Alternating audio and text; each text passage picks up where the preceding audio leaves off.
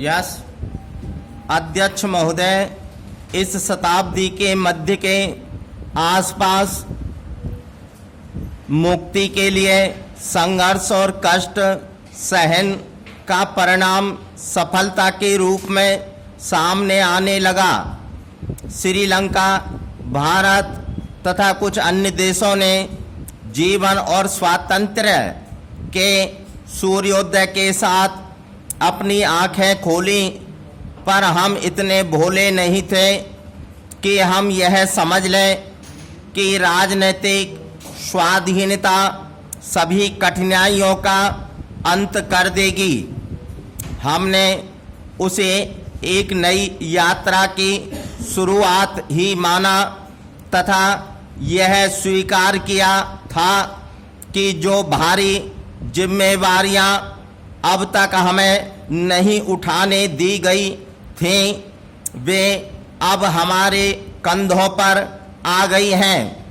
हम यह जानते थे कि हमारे बीच कुछ ऐसे लोग भी हैं जो लगातार ऐसे तनावों से बचकर चलते रहे हैं, जो चुनाव करने की मुसीबत से अपने आप को बचाना चाहते रहे हैं और जो आरामदेह रास्ते पर चलते हुए निर्णय का भार औरों पर डालते रहे हैं। हमारे औपनिवेशिक अतीत के ऐसे अवशेष अब भी पाए जाते हैं जो हमें तरह तरह से यह समझते रहते हैं कि हम सुरक्षा के लिए अन्य देशों का मुंह जो है या उनकी उदारता का सहारा लें, लेकिन हमारे लोगों ने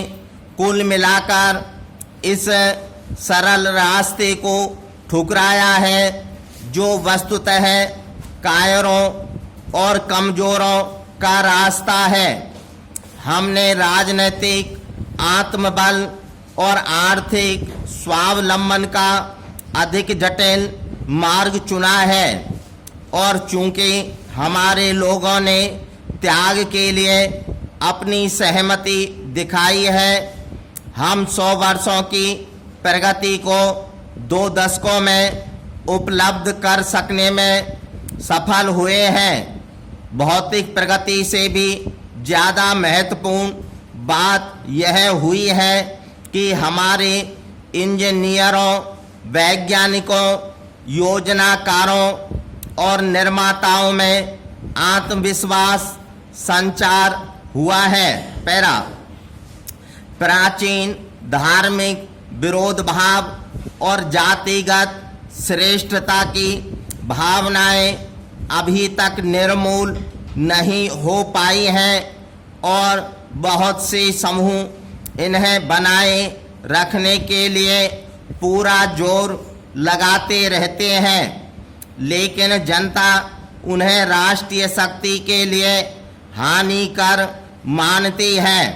समाजवाद को लाने के लिए हमारे कार्यक्रमों का विरोध निहित स्वार्थ वालों ने हर कदम पर किया है।